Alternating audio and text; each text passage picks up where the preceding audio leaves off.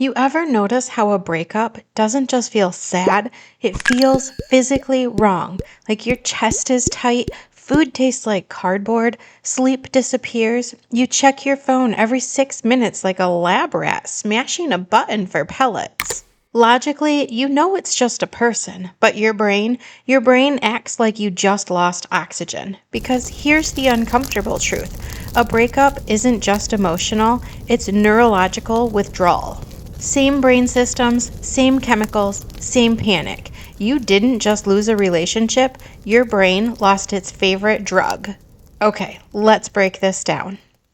Humans like to pretend we're rational.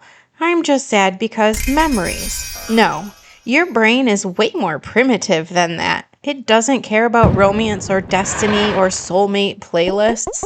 It cares about one thing. Attachment equals survival. Thousands of years ago, being alone meant no tribe, no protection, probably eaten by something with big teeth. So your brain evolved a system that says, stay close to your people or you die. That system is still running, even if you live in an apartment with Wi-Fi and Uber Eats. Now, here's the problem. Attachment is basically your brain going, this person equals safety. It's not poetry, it's biology. When you bond with someone, your brain starts treating them like food, shelter, oxygen. Not optional, required. So when they disappear, your brain doesn't go, oh, well, back to hobbies. It goes, we are in danger. It's the same alarm system as hunger, same alarm system as thirst, same alarm system as pain, which explains why breakups feel dramatic, even when you're trying to act chill. Now, let's talk chemicals. Dopamine. Dopamine gets blamed for everything, but here's what it actually does. It's not pleasure, it's motivation and pursuit. It's the go get it chemical. Every time your ex texted you, dopamine spike. Every time you saw their name pop up, spike. Date night, spike. Inside jokes, spike. Your brain basically turns them into a walking loot box. Like checking your phone for notifications, or refreshing DoorDash, or grinding for rare drops in a game. Your brain learned this person equals reward. So what happens when that reward disappears?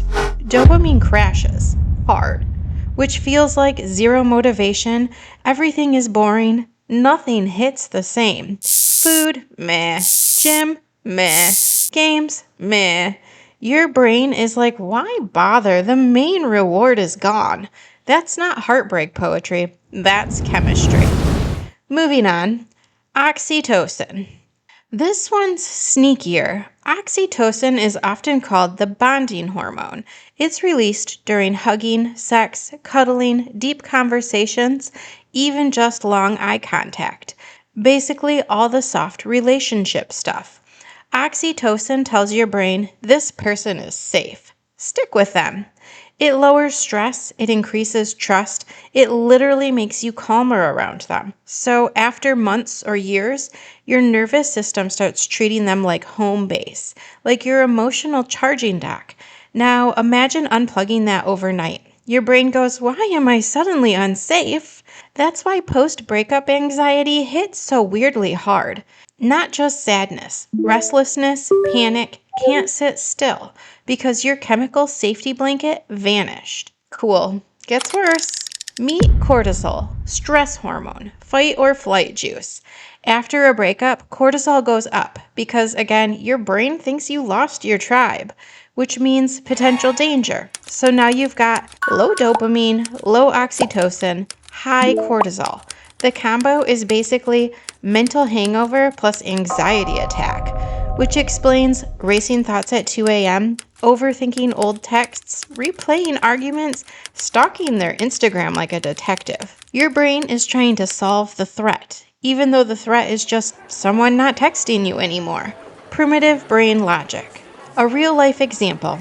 Let's use one running example. Your ex was your late-night pizza person.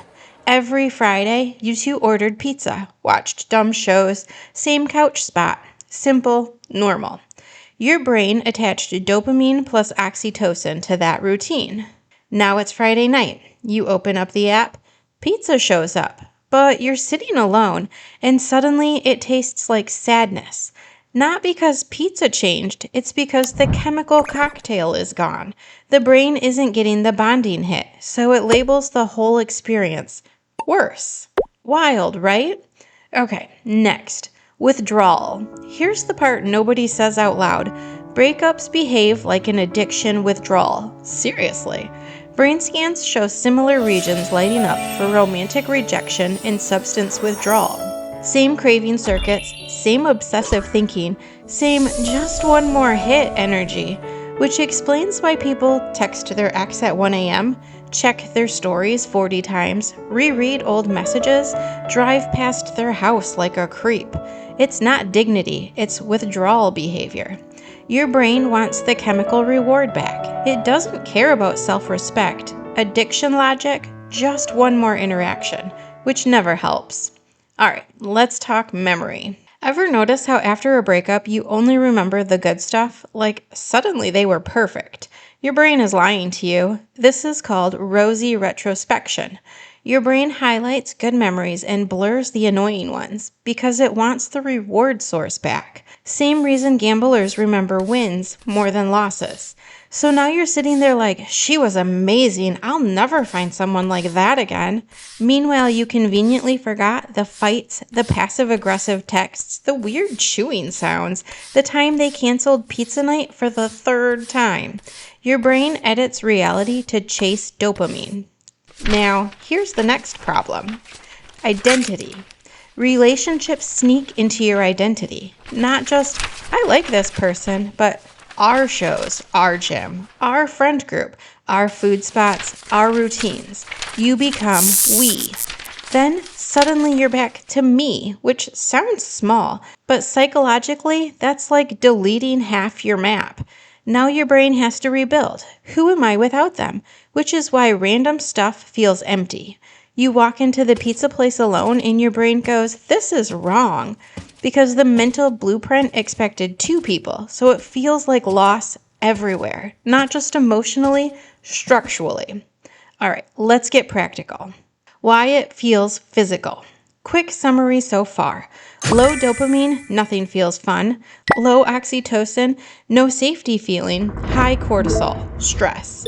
Memory bias, they seem perfect. Identity loss, life feels weird. Stack all that together, yeah, of course your chest hurts. Of course you can't sleep. Of course you feel nauseous. Your body isn't being dramatic, it's reacting to chemistry.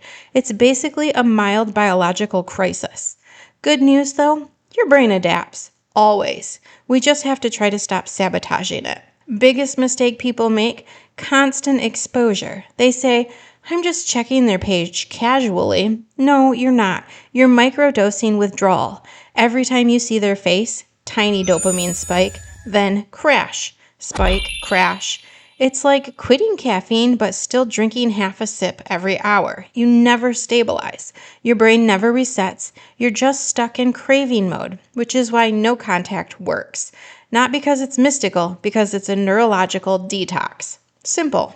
Replacement rewards. Remember dopamine? Your brain still needs rewards. If you just sit in your room doom scrolling, nothing replaces the missing chemical hits. So your brain keeps going, bring the X back. Instead, you need new reward sources, new motivational nonsense, actual neurochemical stuff. Things that reliably raise dopamine. Exercise, learning skills, socializing, sunlight, finishing tasks, small wins. Even dumb stuff like cleaning your room. Completion gives mini dopamine spikes. Your brain goes, other rewards exist. It sounds basic because it is. Brains are simple machines. Okay, moving on. Time. Here's the most annoying truth. Time heals isn't a cliche. It's neuroscience. Your brain literally rewires associations. Every week without them, fewer dopamine links, weaker memory triggers, lower stress response. That pizza night eventually just becomes pizza. No emotional damage. Your brain slowly detaches, like uninstalling an app. But only if you stop reopening it every day. So yeah, time works, but only if you let it. So next time you're staring at your phone at midnight thinking, why does this hurt so much? Just remember, your brain isn't heartbroken. It's detoxing. Treat it like recovery. Sleep, move, see people. Stop stalking their stories like a secret agent. Let your brain reset. And hey, if this helped you understand your own emotional chaos a little better, drop a like, subscribe, and maybe don't text your ex tonight. Your dopamine will survive.